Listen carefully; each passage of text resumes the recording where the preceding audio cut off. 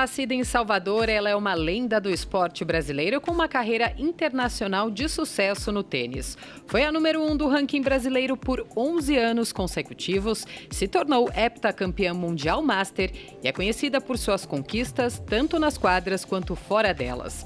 Agora ela segue se destacando em novas modalidades como o pickleball. É isso mesmo, Carol. Além disso, ela é até hoje a jogadora com o maior número de participações e vitórias pelo Brasil na Fed Cup, atual Billie Jean King Cup, principal competição internacional de equipe no tênis feminino. Hoje ela vai contar um pouco sobre sua trajetória, seus desafios e também o impacto do esporte na sua vida.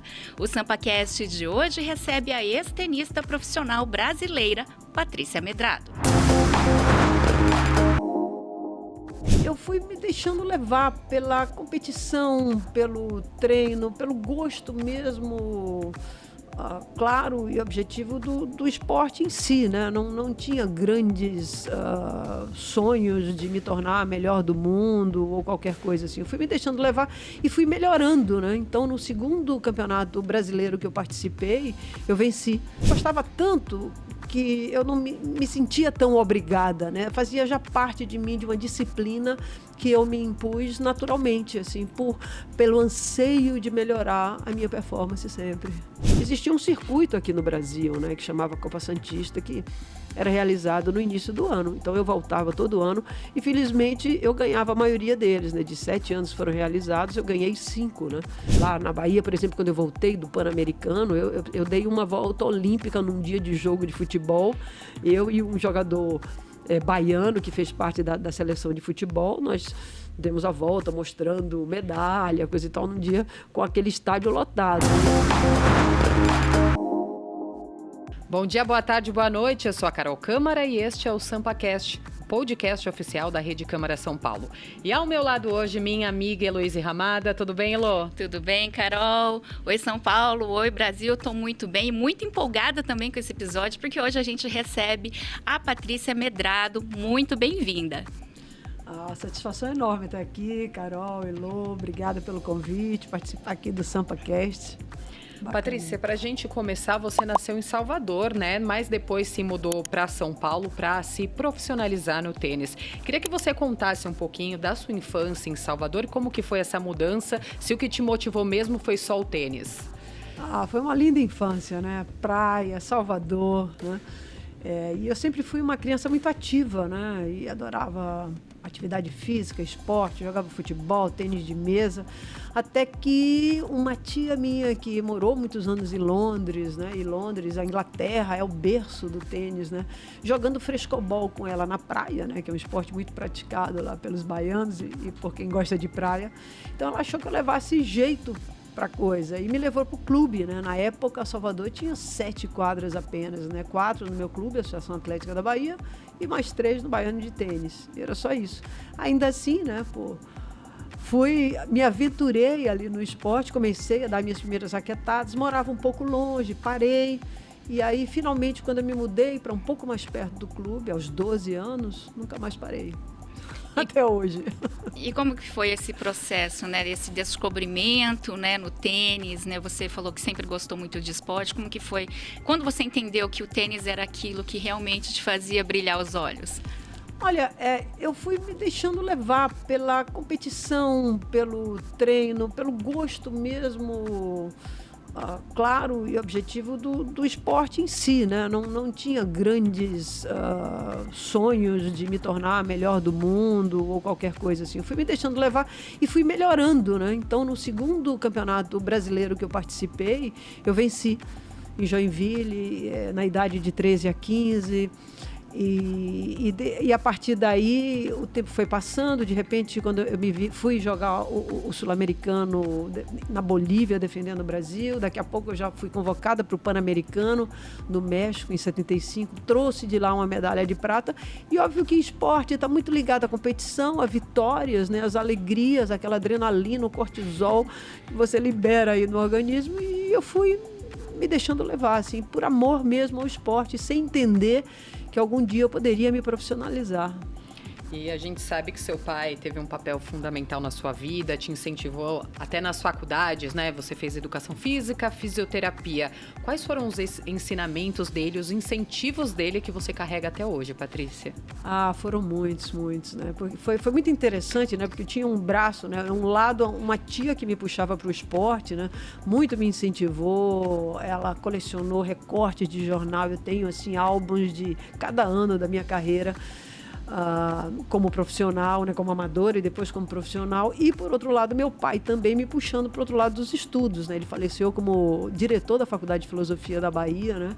E sempre me colocou nessa linha de que eu precisava de uma educação, né? Inclusive quando eu passei no vestibular de fisioterapia, eu falei, porque meu sonho na verdade era medicina, né? Mas aí eu pensei já naquela época, poxa, se eu fizer medicina não vou poder mais jogar tênis tão seriamente, né? Aí foi o primeiro ano do curso de fisioterapia na Faculdade Baiana de Medicina. Eu falei, olha, é do ramo, né? Fisioterapia, tem a ver também com essa coisa do atleta, né? E aí eu fiz, mas era um vestibular separado, passei e aí já avisei a meu pai, olha, já vou viajar, já vou para um torneio de tênis. Ele falou, não, faça o da outra faculdade, da Católica, coisa e tal, porque a educação física também tem a ver com o esporte, né? Passei e resolvi cursar as duas.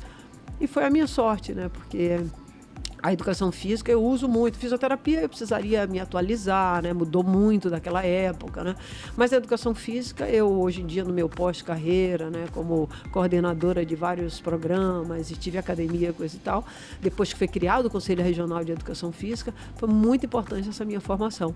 Então meu pai sempre me incentivou nessa coisa da leitura também, sabe? Da parte cultural da vida, né? Então foram lições muito importantes que eu tive. E não foi uma faculdade, foram duas faculdades, né? E como que você fazia para conciliar tudo isso, essa carreira, né, como tenista e estudante também, né? Não, essa época foi bem difícil, né? Foi um estresse realmente muito grande, porque a sorte é que eu pude fazê-las ao mesmo tempo, porque na educação física eu fazia a parte prática pela manhã cedo na Fonte Nova, né, naquela arena que até hoje é um dos grandes jogos de futebol em Salvador. À tarde eu tinha as aulas práticas da fisioterapia e à noite eu fazia a parte teórica da educação física, né? Então me sobrava ali, às vezes, um horário terrível para treinar, que era o meio-dia, né? Aquele sol da Bahia terrível. Eu passava na praia e via todos os meus amigos, dava um tchauzinho e realmente ali eu comecei a ver, né? Porque quando você vive num ambiente onde todo mundo faz a mesma coisa, que são essas grandes academias de tênis, que as pessoas moram, estudam, todo mundo junto, é mais fácil, né? Porque você vai com todo mundo. Mas quando você é a única que está numa linha de vida, foi mais puxado, né? Então, mas eu gostava tanto que eu não me sentia tão obrigada, né? Fazia já parte de mim, de uma disciplina que eu me impus naturalmente, assim, pelo anseio de melhorar a minha performance sempre.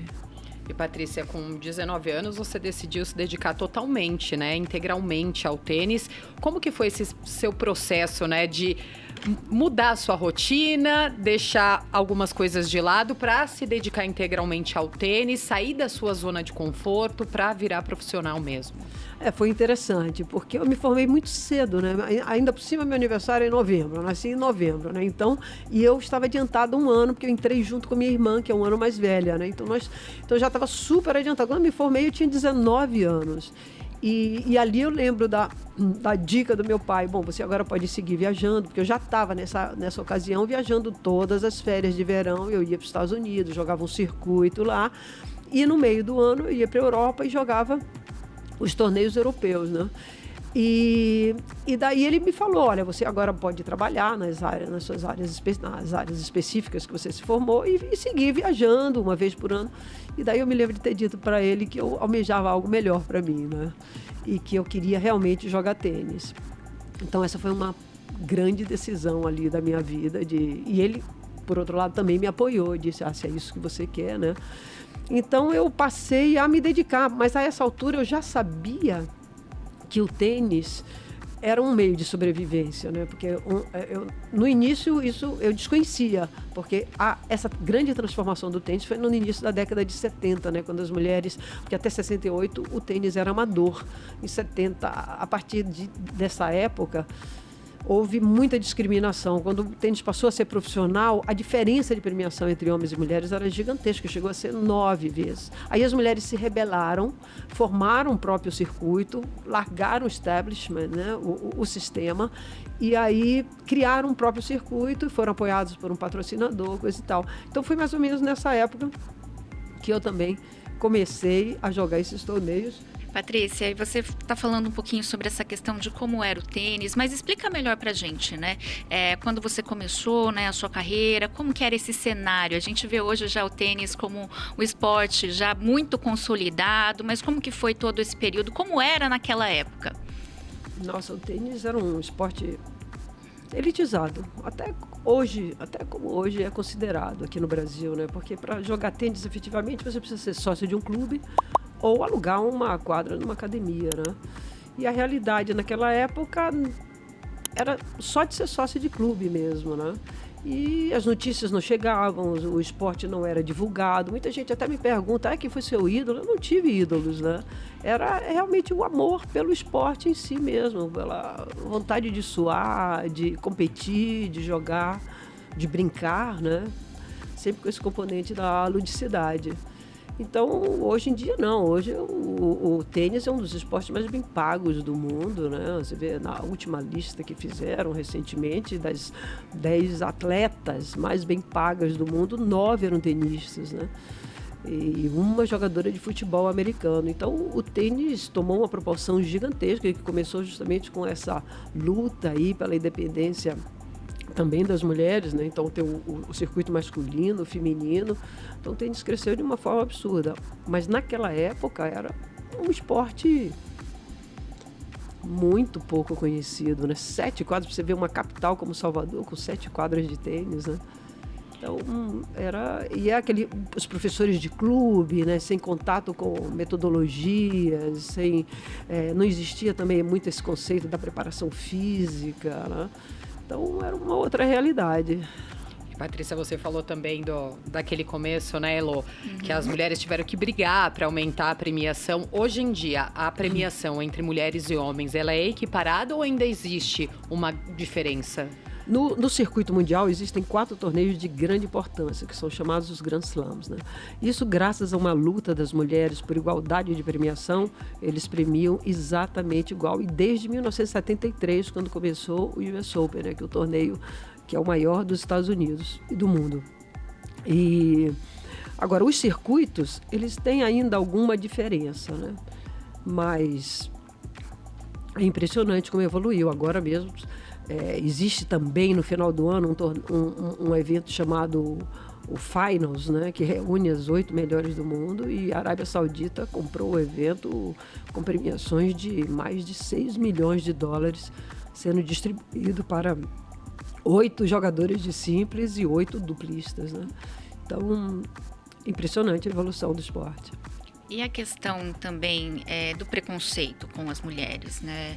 A senhora falou, né, que era muito difícil, né? Tinha já essa questão, né, da premiação já mostra muito, né? E como que foi essa luta, né? E como que está hoje? A senhora vê que melhorou?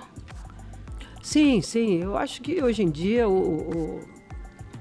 eu acho que já evoluiu demais o esporte feminino, né? Como eu vinha falando, as premiações, as tenistas estão entre as atletas mais bem remuneradas do mundo. Existem, obviamente, algumas discriminações. Por exemplo, os países árabes, né, já têm um pouco mais de dificuldade, tem até uma luta, uma resistência quando os torneios são realizados lá por causa da questão dos direitos humanos. Mas, por outro lado, também uma abertura que o país está dando em realizar esse tipo de evento, né? Mas eu diria que é um sucesso, né? Para quem começou lá na ponta, né? Os primeiros Jogos Olímpicos em 1896 não houve participação feminina, né? Então, de lá para cá, eu acho que as mulheres, né, nos Jogos Olímpicos, a maioria agora já é de mulheres, né? Então, eu acho que as mulheres como um todo, né, têm se colocado num papel muito mais de protagonistas do esporte e ganhando, né, nessa luta, né, porque os homens sempre estiveram acima, né? Mas as mulheres estão chegando e, quem sabe, até superando em termos de participação, né? E, Patrícia, como você enxerga essa nova geração de tenistas? Vamos falar, já que a gente está falando das mulheres, Bia Haddad, por exemplo, que despontou aí, e eu acho que está todo mundo muito em cima dela, tanto que ela não tá indo para todos os torneios, tem que dar uma segurada, você como tenista. Bia Haddad apareceu, virou um grande nome do esporte aqui no Brasil, mas tem que ter cautela, né? Com a fama vem a responsabilidade também, né? A Bia foi realmente um fenômeno, ela se colocou entre as 10 primeiras do mundo. A gente tem que realmente aplaudir, né? Reconhecer esse esforço. Uma tenista que teve diversos problemas físicos também ao longo da sua carreira e conseguiu chegar lá, se manteve entre as 20 primeiras do mundo por um bom tempo, né? E daí precisou dar uma pausa também, né? Porque com isso vem muita responsabilidade, vem crises de ansiedade, vem... é uma mudança de vida muito radical, né? Você sai de ser um atleta normal, comum, né, para ser uma estrela, né? A Bia, onde entra autógrafo, reconhecimentos, e aí vem também uma gama de responsabilidades com os seus próprios patrocínios, né? E com o público em geral, né? Muita pressão em cima. Então, o aspecto mental, nesse caso, pesa muito, né? Então, como que era na sua época, né? Essa questão. Hoje, como você falou, né? Os atletas viram estrelas, celebridades. E como que era a cobertura da mídia, né? No seu período? E tinha esse assédio? As pessoas sabiam quem era a Patrícia Medrado? Olha, era diferente, né? Não tinha a visibilidade que tem hoje, não tinha as mídias sociais, né? Às vezes a gente chegava primeiro do que uma notícia, né? Você ganhava um torneio lá e se voltasse logo para o Brasil, a notícia chegava depois, né? Não, exagerando, né? Não saía, por exemplo, em capas de jornal, né? Naquela época do jornal impresso, né? Um grande problema também que a gente enfrentava era até mesmo a solidão, né? Essa falta de contato com, né? A família, os entes queridos e amigos, né? Então você ficava mais, por outro lado, dificultava muito também o acesso de patrocínios, né? Porque o patrocinador quer retorno, né? Como é que se dá retorno se você está jogando lá fora, a notícia demora para chegar?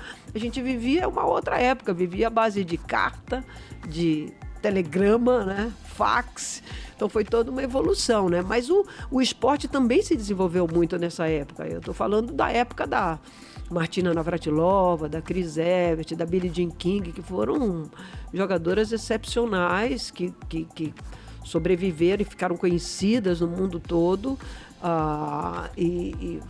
São ícones do esporte, por ativismos também, né? E lutas de classe e tudo mais. E aqui no Brasil, como eu sempre fiz questão de jogar aqui, representar, aparecer aqui no Brasil, né? Embora minha vida fosse mais lá fora do que aqui, né? Porque lá é que tinha os torneios, existia um circuito aqui no Brasil, né? Que chamava Copa Santista, que era realizado no início do ano. Então eu voltava todo ano e felizmente eu ganhava a maioria deles, né? De 7 anos foram realizados, eu ganhei 5, né? Então, todo dia eu ia em programas de televisão, saía muito no jornal. Aí eu acabei ficando conhecida, né? Não é nada a ver com a popularidade que tem, por exemplo, uma Bia, né? Mas lá na Bahia, por exemplo, quando eu voltei do Pan-Americano, eu dei uma volta olímpica num dia de jogo de futebol. Eu e um jogador baiano que fez parte da seleção de futebol, nós demos a volta mostrando medalha, coisa e tal, num dia com aquele estádio lotado, né? Então, ali eu fiquei um pouco mais conhecida e também esses anos todos como número 1 do Brasil, como vocês citaram aí, os 11 anos. Então, mas nada que atrapalhe o meu dia a dia, né? Nada de um assédio assim como são os grandes ídolos dos novos tempos, né? E Patrícia, você falou que naquela época era difícil até para conseguir patrocínio, né? Como que funcionava? Como que vocês conseguiam patrocínio? Era bem difícil, mas de vez em quando saía, né? Tinha uma empresa que se interessava. Não tinha, o que eu percebia é que não tinha muita renovação, né? Mas saíam. Eu tive alguns patrocínios, inclusive quando eu vim para São Paulo, que foi um dos motivos da minha vinda aqui, para conseguir melhores treinamentos, patrocínios. Aí eu consegui um patrocínio lá na Bahia, né? E era bom também porque eu ganhava passagem, podia voltar lá para ver a minha família. E tive alguns patrocínios que nunca foram patrocínios fiéis de anos e anos, porque eles acabavam realmente não tendo o retorno que um patrocinador quer, né? Ainda por cima que no tênis, diferente de outros esportes, você não consegue colocar uma marca, uma logomarca de um tamanho como a gente vê em vários esportes, né? Do tênis tem um pedacinho, são polegadas aqui. Eu me lembro de um patrocinador, uma vez, olhando com uma lupa, uma foto de jornal para ver se o atleta estava com a roupa dele. Quer dizer, não dava, infelizmente, não dava muito retorno. Agora, quando tinha torneio aqui, aí a gente se virava mais, né? Tinha mais ofertas, né? E como foi essa sua vinda aqui para São Paulo, né? Assim, essa mudança de cidades, né? São cidades completamente diferentes, né? É um ambiente diferente. Como que foi essa sua adaptação para cá? Foi difícil, né, num primeiro momento, porque São Paulo é essa imensidão, né, que a gente vê, né? Mas eu sempre gostei daqui, porque a gente, como clube lá na Bahia, a gente tinha um intercâmbio com um clube daqui, com o Pinheiros daqui de São Paulo, e vice-versa, quando os aniversários dos clubes, né, estavam vigentes, né? Então a gente vinha para cá e o Pinheiros ia para lá, a gente ia também para o Rio. E eu me lembro que eu gostava muito de ir para o Pinheiros, ali do lado do shopping Iguatemi. Então eu achava sensacional aquele clube, o maior clube da América do Sul, né? Inúmeras quadras. E eu realmente gostava mais de vir para cá do que de ir para o Rio. E daí, quando surgiu essa oportunidade, graças a uma parceira minha de duplas, né, foi com ela que eu fui nona do mundo, ela morava aqui, ela me deu esse primeiro apoio, né? Então o clube também me acolheu e daí eu vim com a cara e a coragem, né? E para enfrentar, porque Salvador é uma cidade minúscula, né? Para quando você chega aqui em São Paulo, realmente é um novo mundo. Mas eu acredito que eu me adaptei bem e hoje em dia realmente jamais pensaria em voltar, né? Quais foram as principais diferenças que você notou nessa sua mudança aqui para São Paulo e que podem até ter te chocado, né? Você falou, Salvador era pequeno, eu vim para uma cidade grande como São Paulo. As distâncias, né? Aqui as distâncias são bem maiores. Aqui tem muito mais gente em qualquer ambiente, né? Então, quando você frequenta um clube em Salvador, tem aquela turminha ali que você conhece, que você se dá, que é o seu grupo mesmo. Quando você vai para um clube aqui em São Paulo, são várias tribos ali dentro, né? Cada esporte ali com a sua turma, né? E também as opções que a cidade oferece, né? Quem está localizado nos Jardins, frequenta mais os Jardins, né? São Paulo, se você vai da Zona Sul para a Zona Leste, é uma viagem, né? Você chega primeiro em Campinas, né? Numa cidade mais próxima. Então, e Salvador não, naquela época ainda era menor, era mais o litoral ali, a costa, era tudo muito próximo, né? Então, mas eu fui bem acolhida, eu fiz boas amizades, eu fui muito bem recebida, né? Então, a cidade deixou em mim uma sensação, assim, de pertencimento muito grande. E você acha que essa vinda para São Paulo realmente foi o que consolidou a sua carreira? Você teve mais oportunidades aqui, mais estrutura também? São Paulo tem essa importância na sua carreira? Tem essa importância, assim, porque, né, eu peguei esse início da preparação física e de um desenvolvimento maior. Aqui eu tive acesso a pessoas muito feras em cada área, né? Fui buscando o meu espaço, né? Encontrei uma pessoa que era meu técnico, depois eu achei que não era esse o caminho, mudei, até que eu encontrei uma estrutura muito consistente, né, que me fez evoluir. E também era muito mais fácil também voltar para cá, né? Toda vez São Paulo já é um fim de linha, né, de voos, né? Aqui, toda vez eu chegava aqui tinha que voltar para Salvador, até para o deslocamento. São Paulo também ficou mais fácil. Mas eu acho que eu evoluí demais, eu amadureci aqui em São Paulo, até porque você também, quando sai de casa, né, e você passa a se virar sozinha, né, tem seu próprio espaço e tudo mais. isso faz com que você gerencie, né, suas crises. E isso, com certeza, te traz um amadurecimento. Eu acho que foi fundamental para o meu desenvolvimento. E hoje, para quem quer se profissionalizar no tênis, você veio para São Paulo, você acha que hoje diversas capitais do país têm condições, os tenistas têm condições de se profissionalizar, ou ainda tem São Paulo, algumas cidades que, se essa pessoa vir para cá, ela vai ter uma infraestrutura melhor? Eu diria que São Paulo está à frente de tudo isso, eu diria. Obviamente que para você ter um bom desenvolvimento também depende do técnico que te acompanha, da equipe que te acompanha, né? O João Fonseca, por exemplo, está se destacando, ele tem toda a equipe montada no Rio de Janeiro, né? Mas de uma forma geral, São Paulo é onde tudo rola, né? Se alguém me dissesse, né, e não tivesse referência nenhuma, não tivesse contato com ninguém de nenhum outro estado, eu diria venha para São Paulo, com certeza. Patrícia Elô, nosso papo está muito gostoso, mas a gente tem que ir para um rápido intervalo. A gente ainda tem muito para falar sobre a sua carreira e os planos para o futuro, né? Mas precisamos fazer um rápido intervalo, então não saia daí que o SampaCast volta já.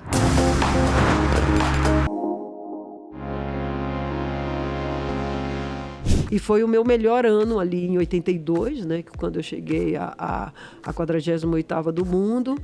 E também, no mesmo ano, eu cheguei à 9ª posição de duplas, né? Então foi um ano assim, glorioso, que me ajudou demais, né? Porque eu também entrava em todos os torneios direto, né? Importante, né? Você não precisar passar pela fase classificatória. A medalha de prata do Pan-Americano, embora tenha sido a minha fase amadora, né?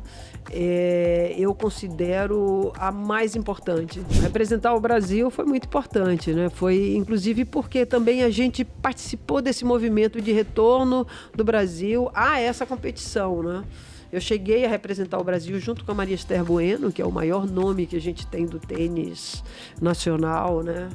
Ela foi campeã de Wimbledon. Uma pena que numa época onde o tênis não era muito divulgado, ela inclusive ficou mais conhecida lá fora do que aqui. A gente tem que ter voz ativa, né? As mulheres têm que não podem deixar passar situações como essa, né? A gente sofre discriminação em várias áreas, né? O esporte, obviamente que tem muitas, né? As lideranças, né? O poder de decisão está sempre na mão dos homens. As meninas tinham muita dificuldade de viajar, elas não tinham recurso, eu não conseguia viajar com elas. Tinha uma que tinha um patrocínio, a outra que tinha um pai com melhores condições, viajava com uma ou outra só. E daí eu percebi, poxa, eu tô pegando o topo da pirâmide e a base, né? A gente está no momento de ampliar essa base, de democratizar o acesso. Estamos de volta para conversar e conhecer mais da história da ex-tenista profissional e campeã mundial, Patrícia Medrado. Patrícia, a gente estava contando um pouquinho da sua história, né? De quando você veio para São Paulo, da influência de São Paulo. Agora vamos falar também dos seus campeonatos, né? Dos torneios. Você alcançou a posição de número 48 no ranking mundial de simples, né? Isso é um feito incrível. O que significou para você? Nossa, foi muito importante, porque se colocar entre as 50 primeiras do mundo, né, com praticamente a pouca estrutura que eu tive, né, porque eu viajava muito no início da minha carreira, eu viajava sozinha, né, eu inclusive peguei lá no circuito esse primeiro momento do tenista e acompanhado de um técnico, né, que foi o Guilherme Vilas com o Tiriac, o romeno, o argentino com o romeno, né? E começaram a formar essas duplinhas, né? De jogador técnico. E eu, no início, ia sozinha, viajava com um grupo de atletas ou não, até que um dia eu já tinha me saído melhor, já tinha uma condição financeira melhor e contratei uma técnica espanhola para me acompanhar, uma ex-tenista também, que tinha parado no circuito. E assim eu passei a viajar com ela, né, e foi o meu melhor ano ali em 82, né, quando eu cheguei à 48ª do mundo. E também no mesmo ano eu cheguei à 9ª posição de duplas, né? Então foi um ano assim, glorioso, que me ajudou demais, né? Porque eu também entrava em todos os torneios direto, né? Importante, né? Você não precisar passar pela fase classificatória. E realmente foi uma surpresa para mim, né? Porque eu, na verdade, não criei uma expectativa ou não criei um objetivo. Eu quero ser número 1 do mundo. Na verdade, meu grande objetivo no esporte era conhecer o mundo, mais que tudo, porque foi naquele início ali da empolgação, sair de Salvador para o mundo, e eu fui levando e fui entrando naquela roda viva de treinar, competir, onde é o próximo torneio, vamos lá, e aí você vai acompanhando o seu ranking, coisa e tal, mas sem criar, na verdade, uma meta, o que, na verdade, eu nem recomendo, né? Eu acho que você tem que criar objetivo de curto, médio e longo prazo, né? Mas foi o que foi acontecendo na época, então, para mim, foi uma satisfação muito grande, né? Um orgulho. E para alcançar, né, essas posições nos rankings, você precisa ganhar campeonatos, né? E para você, quais foram as suas principais vitórias e que levaram, né, a chegar a essa posição? Olha, na dupla que a gente chegou entre as 10 primeiras, né, a gente chegou em 4 torneios consecutivos, torneios grandes consecutivos na final, né? Tivemos jogos muito apertados ali, não passamos. Antes dessas 4 finais, nós ganhamos um Master, que era o final, né? Eram as melhores de um determinado circuito lá nos Estados Unidos. Aqui na Simples também, aqui no Brasil, me ajudava muito, porque eu ganhava, era um circuito internacional, eu ganhava muitas etapas, ganhava o Master. Aí, por ter ganho o Master, tinha direito a jogar um torneio lá fora. Também ganhei um torneio nos Estados Unidos, em Ogden, que é no estado de Utah, e ganhei um circuito Sylphide na França, várias etapas, e ganhei o Master. Ganhei também um torneio no Japão. Eu jogava bem no Japão, então eu tive uns bons, cheguei à semifinal de um torneio importante. Então você vai acumulando vitórias que vão te levando, não necessariamente você precisa ganhar o torneio, mas você se classificando bem numa sequência boa de torneios, isso ajuda bastante o ranking, de quebra vai levando alguns títulos também, né? E no jogo, na disputa de duplas, derrotou o Billie Jean King, né? Sim. Esse foi um grande feito nosso, porque o Wimbledon, ele é jogado em grama. Grama a gente não tem aqui no Brasil, né? Então, os brasileiros, na sua maioria, têm uma dificuldade de jogar nesse tipo de piso, a menos que tenha um jogo que combine com a grama. Não era o meu era realmente mais especializada em quadras lentas, né? E a grama é considerado o piso mais rápido. E daí, em Wimbledon, a gente pega a Billie Jean na segunda rodada, e a gente vence. Não, foi sensacional, né? E depois a gente ainda avançou mais uma rodada e perdemos nas quartas de finais das que efetivamente ganharam o torneio, né? Mas aí ficou esse resultado para sempre, né? Gravado nos nossos corações e alma, né? Porque ganhar da Billie Jean, que era uma super campeã, foi realmente um dos maiores resultados que a gente teve. E fala um pouquinho da sua parceira, né? Quem que estava com você, né, nesse dia histórico na sua carreira? E como que era, né? Se você preferia jogar em dupla, sozinha, qual que era a sua preferência? Mas primeiro, quem era a sua parceira? Minha parceira é Cláudia Monteiro, né? Uma paulista, que se tornou uma grande amiga, né? Ela é 4 a 5 anos mais jovem que eu. Ela só viajava para fora bem no início da carreira dela, porque os pais confiavam em mim, então a gente ia junto, então a gente foi crescendo juntas no circuito, e aí a gente formava uma dupla que se complementava muito, né? Então todos esses melhores resultados que eu tive foram com ela, né? Eu também tive alguns outros resultados com outras tenistas, ganhei um torneio em Barcelona, por exemplo, com uma suíça. Depois, como a Cláudia gostava mais de quadra rápida, ela se adaptava bem em quadra de grama, né? E ela buscava os pisos rápidos e eu buscava os pisos mais lentos, né? Então teve um momento que a gente precisou se separar. Ela jogou com uma parceira, eu procurei outras. Mas foi muito interessante, porque a gente se complementava muito, era bem gostoso jogar com ela. Jogar dupla, você divide muito a responsabilidade ali na quadra, é mais divertido, você ri mais, né? Simples é um jogo mais sério. Eu me considerava mais simplista, inclusive, embora o meu ranking de dupla tenha sido o melhor, né? Mas eu considero, eu gosto também de assumir a responsabilidade pelo bom e pelo ruim ali, sabe? Mas com a Cláudia era muito divertido jogar, então a gente foi uma época muito boa.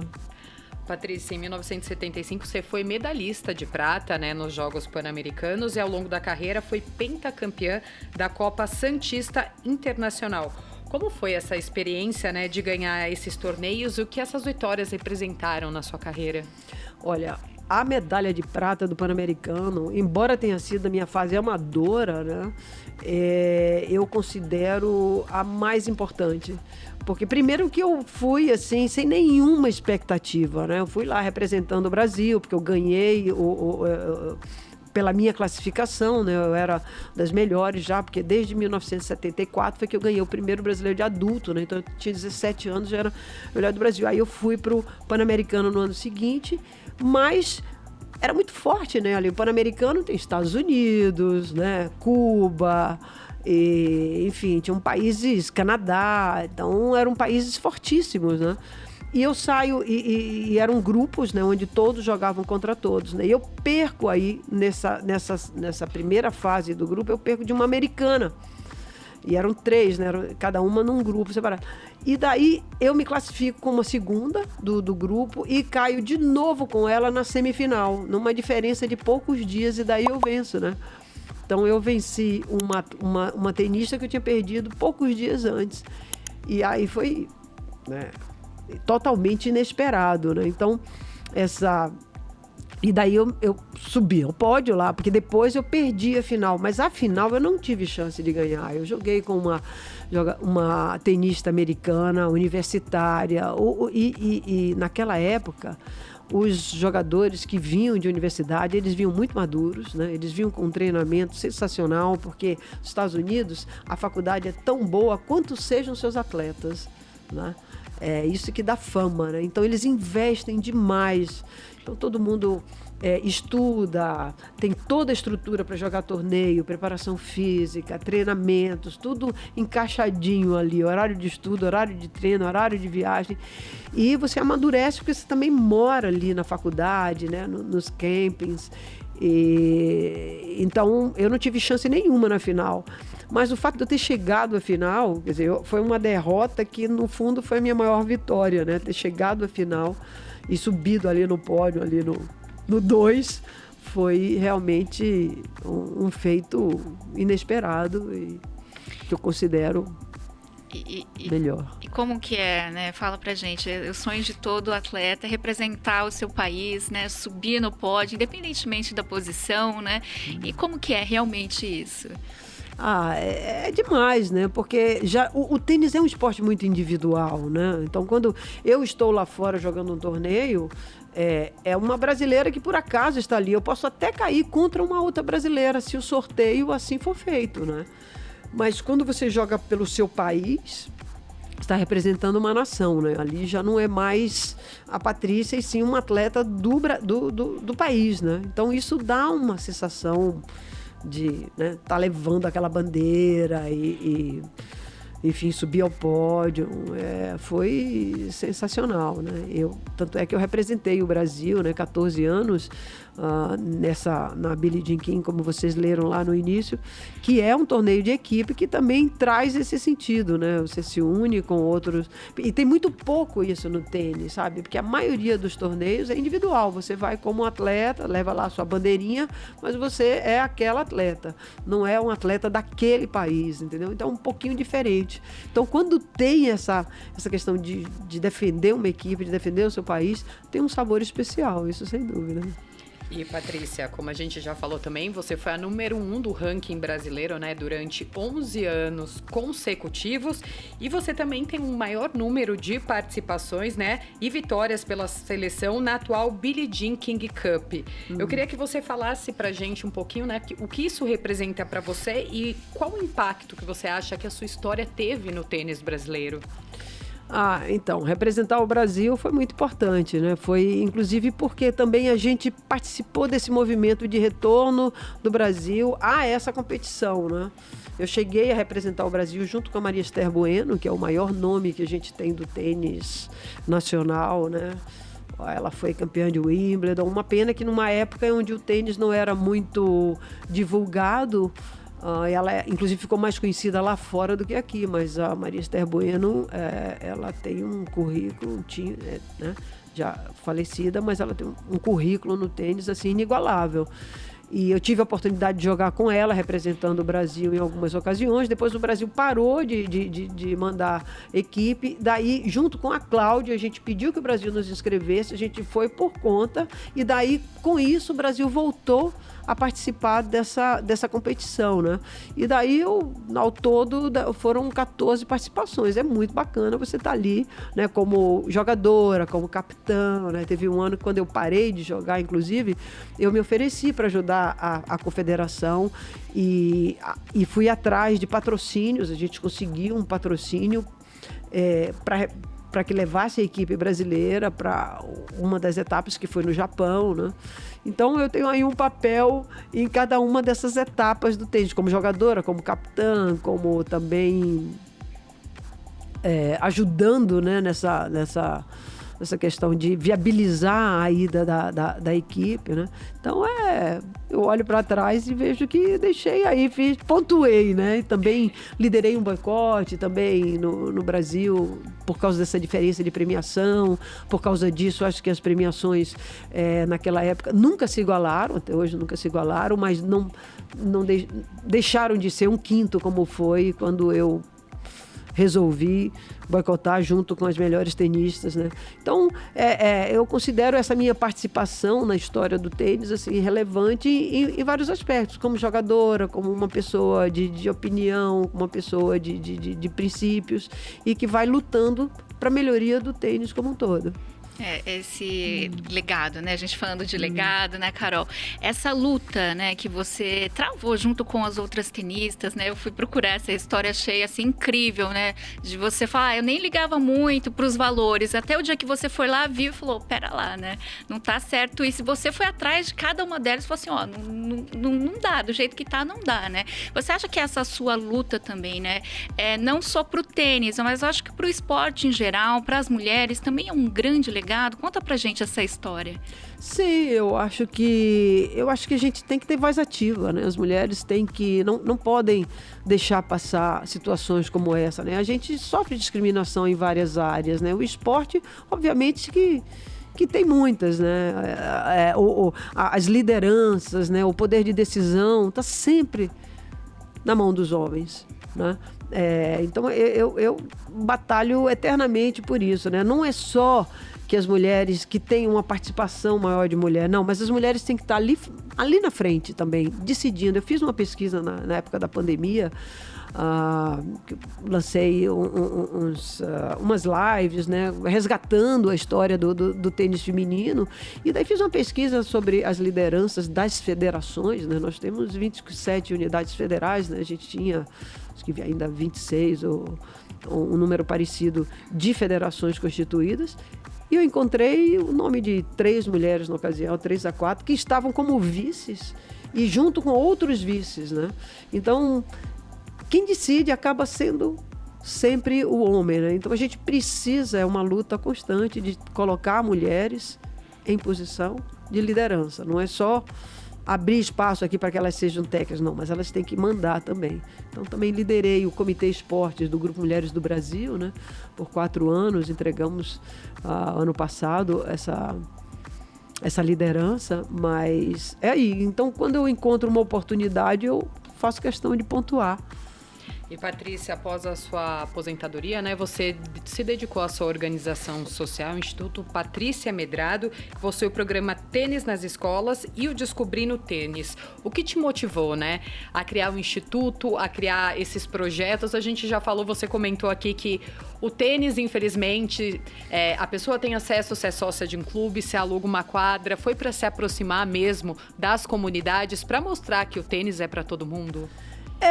Foi bem por aí, viu? Porque quando eu parei de jogar, eu já era até comentarista, né, de televisão, de tênis feminino, fui a primeira comentarista, né? Mas eu precisava de um espaço físico, né? Então eu criei a Academia Patrícia Medrado e passei a ser técnica também de algumas tenistas, né? Mas para perceber que não era esse o caminho que o tênis precisava naquele momento, isso era a década de 90, né? E as meninas tinham muita dificuldade de viajar, elas não tinham recurso, eu não conseguia viajar com elas. Tinha uma que tinha um patrocínio, a outra que tinha um pai com melhores condições, viajava com uma ou outra só. E daí eu percebi, poxa, eu tô pegando o topo da pirâmide e a base, né? A gente está no momento de ampliar essa base, de democratizar o acesso, para que a gente pense lá em cima, né? E daí, vendo um programa que tinha sido lançado pela Federação Internacional de Tênis, que chamava Tênis nas Escolas, que capacitava professores de educação física para inserir o tênis nas escolas públicas, aí eu falei, nossa, é isso que eu quero fazer. Fui lá, virei coordenadora nacional desse programa, trouxe o programa para o Brasil, comecei a capacitar, e daí 2 anos depois eu criei o Instituto Patrícia Medrado. E daí eu percebi que não era também só colocar o tênis. Você vê como as coisas vão mudando na cabeça da gente, né? Até, inclusive, se chamava Sociedade para o Desenvolvimento do Tênis. Aí eu percebi ali que não era também desenvolver o tênis.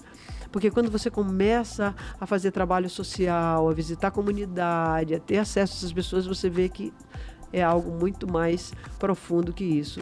É transformar o indivíduo por meio do esporte. Aí eu tive que mudar o nome, passou a ser Instituto Patrícia Medrado, e a gente passou a atender diretamente muitas crianças em situação de vulnerabilidade. A gente tem crianças nos Estados Unidos que se formaram recentemente, a gente tem várias pessoas trabalhando em clubes de São Paulo. Então a gente traz eles com a transformação pelo esporte, quer dizer, com o acesso ao esporte, que é a linguagem da criança, né? O lúdico, o divertido, né? E ali a gente vai ensinando valores e vai preparando eles para um futuro melhor, né? Então, aí a gente coloca numa empresa aqui, numa empresa ali, não necessariamente para trabalhar com tênis, para trabalhar em qualquer área, né? Então é isso que eu faço até hoje, porque eu acho que aí eu encontrei, já são mais de 27 anos, né, de instituto, aí eu encontrei minha maior motivação mesmo, né? Não é tanto treinar alguém para ser um bom jogador, mas sim trazer alguém para o tênis, para que do tênis ele consiga uma vida melhor. E quem precisa disso são as pessoas em situação de vulnerabilidade socioeconômica. Você está aposentada do tênis, segue com o Instituto, com esse trabalho social, mas também não deixou o esporte, né? Você hoje pratica o pickleball, né? Explica pra gente o que é e como que você descobriu, como que tá, e tá ganhando, né? Segue ganhando. Eu, na verdade, nunca me aposentei do tênis, né? Por um tempo, né? Você até quer se afastar um pouco, porque é muito tempo de treinamento, coisa e tal. E daí, depois de poucos anos, eu até busquei um outro esporte, né? Fui pro pádel, cheguei até a ir no Mundial. Mas para entender que, nossa, como eu gostava de tênis, né? E voltei a jogar o tênis master, né? Que é uma classificação que tem a partir de 30 anos, de 5 em 5 tem uma modalidade, né? 30, 35, 40, 45, 50, vai até 90 anos, que foi inserida essa última categoria. Aí passei a jogar os mundiais, né? Inclusive, por isso que eu sou heptacampeã mundial de simples, sou octa de dupla, bi de dupla mista. E daí, o ano passado, eu enlouqueci com essa modalidade que eu conheci nos Estados Unidos, que é uma febre lá, é o esporte que mais cresce nesses últimos 4 anos. Assim, foi inacreditável o crescimento, né? Inclusive, tem uma proposta aí de se tornar um esporte olímpico, porque está realmente sendo praticado em muitos países por homens, mulheres, crianças, adultos, terceira idade, né? Então eu me apaixonei e já não faz muito tempo, né? Tem, sei lá, 2 anos e que eu tô jogando, então tenho viajado muito para os Estados Unidos para jogar torneios e estou ganhando, porque eu jogo a categoria 50 a mais, vou ganhando aqui, vou ganhando ali, aqui no Brasil também me destacando, campeã brasileira, ganhei também o Mundial, né? Eu jogo em duplas, né? Então é muito divertido e é de fácil acesso, né? Quer dizer, você aprende com facilidade. Eu tenho facilidade porque eu sempre pratiquei esporte com raquete, mas alguém, principalmente o público feminino, que nunca teve acesso a esporte com raquete, se eu tivesse que recomendar agora, para começar uma atividade, eu recomendaria o pickleball, porque a quadra é menor, é mais fácil. Obviamente que para aperfeiçoar, ele tem lá suas nuances, os profissionais de pickleball jogam uma enormidade, mas para brincar, para se divertir, é o mais fácil. Fica a dica. E, Patrícia, você teve a honra de carregar, né, a tocha olímpica nos Jogos Rio 2016 em Salvador. O que isso representou tanto na sua vida pessoal quanto profissional? Eu levei um susto, né? Quando eu recebi o convite, eu fiquei realmente emocionada. Eu falei, meu Deus, que oportunidade é essa, né?